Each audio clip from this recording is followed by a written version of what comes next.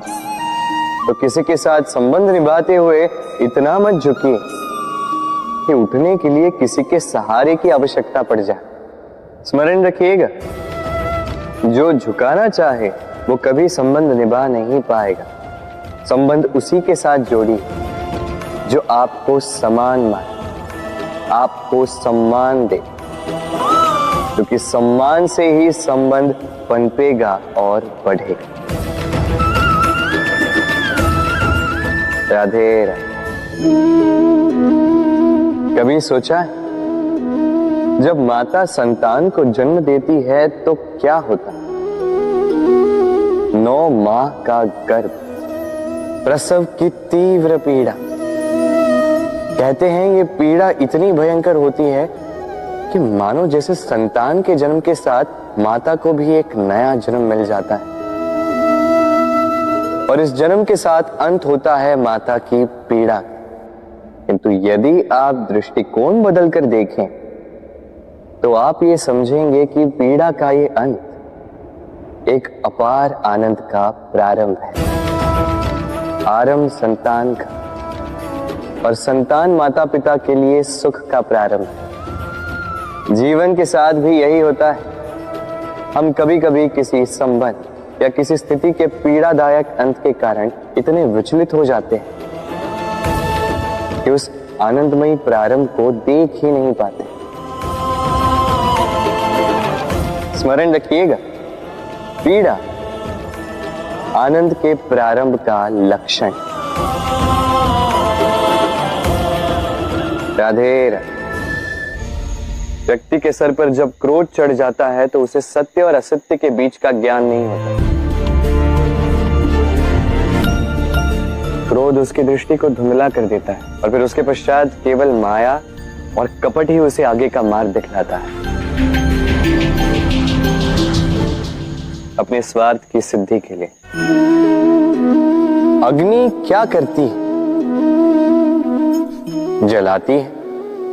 फिर चाहे वो लकड़ी हो, कोयला हो, वस्त्र हो, जो भी आप अग्नि में डालोगे वो भस्म हो जाएगा। किंतु सोना, यदि आप सोने को अग्नि में डालोगे तो वो कुंदन बनकर अपना अस्तित्व निखार लेता है। यदि आप लोहे को ताप दो तो वो फौलाद बन जाता है। क्यों होता है ऐसा? क्योंकि उनके भीतर की अग्नि उनको जलाने वाली अग्नि से अधिक तीक्ष्ण होती। ये अग्नि है निश्चय की, ये अग्नि है पवित्रता की। यदि आपका निश्चय दृढ़ हो, आपके विचार पावन हो, तो कुंदन बनकर निकलोगे, फौलाद बनकर निखरोगे, भीतर से बल पाओगे और कोई आपके साथ अनिष्ट नहीं कर पाएगा। राधे राधे। व्यक्ति का जीवन क्या है? अब आप कहेंगे जन्म और मृत्यु के बीच का समय। और मृत्यु कब होती है? जब व्यक्ति श्वास लेना छोड़ दे, हाथ पांव चलाना छोड़ दे, सोचना छोड़ दे। ऐसा नहीं। देखिए, जल की मृत्यु तब नहीं होती जब वो सूख जाती। जल की मृत्यु तब होती है जब वो प्यास बुझाना बंद कर देती है। सूर्य की मृत्यु तब नहीं होती जब उस पर ग्रहण लग जाए या जब सूर्यास्त हो जाए। सूर्य की मृत्यु तब होती है जब वो भविष्य में इस संसार के जीवों को प्रकाश की आशा देना छोड़ दे। उसी प्रकार मनुष्य का अंत, उसकी मृत्यु तब होती है जब उसके भीतर की करुणा का अंत हो जाए। करुणा वो भाव है जो मनुष्य को मनुष्य बनाए रखती है, जो एक मनुष्य को किसी और मनुष्य का कष्ट, उसकी आवश्यकता का अनुभव कराती है, जो उसे बल देती है किसी और की सहायता करने के लिए, उसे पात्र बनाती है इस सृष्टि का नियंता बनने के लिए। देखिए, संसार में मृत्यु केवल एक बार होती तो उससे पूर्व क्यों मरना? इस करुणा को क्यों मारना? स्वयं को मनुष्य बनाए रखिए, मृत्यु के पश्चात भी जीवित रहेंगे। राधे राधे। नवरात्रि का पर्व आरंभ हो चुका है और ये पर्व अत्यंत भव्य है, क्योंकि ये पर्व जगत माता से जुड़ा है। मां कितना छोटा सा शब्द है, किंतु ठीक से देखो तो समस्त संसार इसी शब्द में समा है। मां जो अपनी संतान के लिए हर संभव प्रयास करती है, कुछ भी करने के लिए सज्ज रहती है। मां जिसका सबसे बड़ा गुण निश्चलता, मन में ना कोई पूर्वाग्रह, ना कोई भेदभाव, ना कोई छल कपट, और इतनी भोली होती है मां। संतान भले ही झूठा रो दे, मां को लगता है कि कदाचित वास्तव में भूख लगी होगी। मां चाहे जन्म देने वाली हो, चाहे पालने वाली, स्वर्ग, ये स्वर्ग हमें मां के चरणों के नीचे ही प्राप्त होता है। इसी मां को हमारा शत शत प्रणाम। राधे। सहनशीलता मां का दूसरा सबसे बड़ा गुण। कहते हैं कि धरती से अधिक सहनशील और कोई नहीं। उसे खोदने के पश्चात भी धरती हमें फसल देती है, किंतु मां, ये मां धरती से कम सहनशील नहीं। तनिक सोचिए, 9 माह तक संतान को अपनी कोख में रखना, क्या ये सहनशीलता कोई पुरुष दिखा सकता? क्या ये सहनशीलता कोई पिता दिखा सकता है? स्त्री में शील भले, सहनशीलता की परिभाषा उसे मां बनने के पश्चात प्राप्त होती।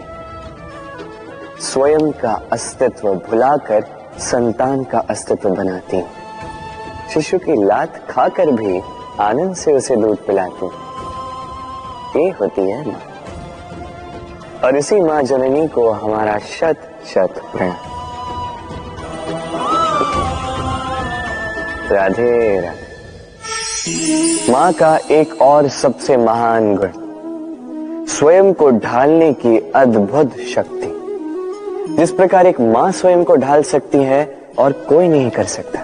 मां एक महानदी की भांति है, जिसकी ऊर्जा असीमित है, किंतु अहंकार बिल्कुल नहीं।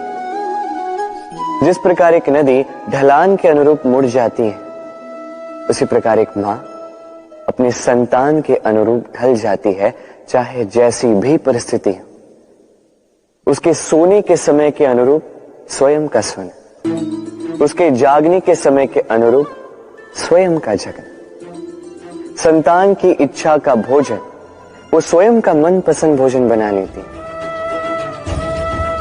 ये मां का आंचल ही तो है, जो धूप में छाप बनकर आता है, जो शीत में कंबल बनकर आता है। मां ऐसी होती है कि संतान की निद्रा ना टूटे, इसलिए एक करवट सोने का अभ्यास कर लेती, और इतना स्वयं को केवल वही ढाल सकती है जो संतान की ढाल बन सकती। इसी मां को हमारा शत शत नमन। राधे राधे। मां के 2 और सबसे महान गुण, साहस और संबल। साहस ये कि वो अपने संतान के लिए कुछ भी कर सकती, और संबल ये कि वो अपनी संतान को कभी टूटने बिखरने नहीं देगी। तनिक सोचिए, जब भी आपको चोट लगती है, चीख से पूर्व मां का नाम मुख में क्यों आता है?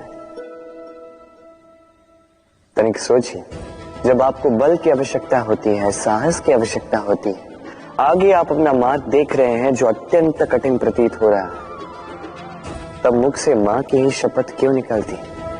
क्योंकि मां ही है जो हमें साहस देती, मां ही है जो हमें सहारा देती है। मां जानती है कैसे हमारी उंगली पकड़ के हमें चलना सिखाना है। मां ये भी जानती है कि कैसे कान पकड़ के हमें उचित मार्ग पर लाना है। इसी साहसी मां को हमारा शत शत नमन। राधे राधे। कभी आपने सुना है हिरणी सिंह से बचने के स्थान पर उससे जाके लड़ पड़ी। हिरणी ने सिंह पर आक्रमण कर दिया। कभी सुना है? कभी नहीं। किंतु ऐसा हो सकता है, ऐसा होता भी है। और ये होता तब है जब हिरणी के शावक संकट में हो, जब उन्हें सिंह से प्राणों का संकट हो, तब हिरणी भी आके सिंह से लड़ पड़ती है, उससे भिड़ पड़ती है, क्योंकि वो मां है और मां अपनी संतान के लिए कुछ भी कर सकती है। ये ममता है, ये जितनी कोमल हो सकती है उतनी ही कठोर भी हो सकती है। और अपनी संतान के हित के लिए वो क्रोध की पराकाष्ठा पार करते हुए अपनी संतान की सुरक्षा करके ही रहेगी। और इसीलिए तो मां संतान के जीवन की सबसे बड़ी ढाल कहलाती। इसी मां को हमारा शत शत नमन। राधे राधे। करुणा, करुणा वो भाव है जिससे संसार के सारे भाव जन्म लेते हैं। और ये समस्त संसार ये मां से जन्म लेता है। मां वो व्यक्ति है जो करुणा का सागर है। संतान को देखकर ही समझ जाती है कि उसकी विडंबना क्या है, उसकी आवश्यकता क्या है। संतान के नेत्रों में यदि अश्रु दिखे, वो देखकर ही समझ जाती है कि उसके शरीर के कौन से भाग में उसे चोट लगी है। संतान के बिना कहे मां समझ जाती है कि आज भोजन में संतान क्या खाएगी। ये होती है मां। मां करुणा का सबसे बड़ा रूप है। और आज के युग में मनुष्य जो है थोड़ा भी आगे क्यों ना निकल जाए, मां को तो पीछे ही छोड़ देता, मां को भूल ही जाता है। ये भूल आप कभी ना करें, कभी ना करें, क्योंकि मां वो करुणा है जो यदि आपके जीवन से चली गई उसके पश्चात आप जीवन अवश्य जिएंगे, किंतु कभी जीवन जी नहीं पाएंगे। उसके पश्चात आपके जीवन से आपका ये मूल्यांकन, आपके जीवन से करुणा का ये भाव,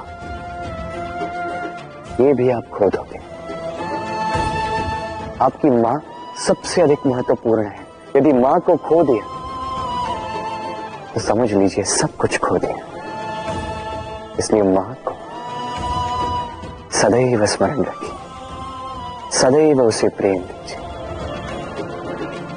और मेरे साथ कहिए राधे राधे। आज विजयदशमी, वो दिन है जब श्री राम ने रावण का वध किया। वो दिन है जब श्री राम ने लंका पर विजय प्राप्त की। लोग कहते हैं कि ये अच्छाई की बुराई पर विजय का प्रतीक है। इसे देखने का एक और रूप भी है। जी हां, ये प्रेम के विजय का भी प्रतीक है, ये परिवार के विजय का भी प्रतीक है। आपको तो ज्ञात होगा ही कि रावण महाज्ञानी था, महाशक्तिशाली था, महादेव का परम भक्त था रावण। अब जो व्यक्ति कैलाश पर्वत उठा सकता था, वो व्यक्ति स्वयं एक कटे हुए वृक्ष की भांति श्री राम के चरणों में गिरा हुआ था। क्यों? क्योंकि राम के साथ लक्ष्मण था, वही रावण के साथ विभीषण भी नहीं था। एक और परिवार में बढ़ता प्रेम था, तो दूसरी ओर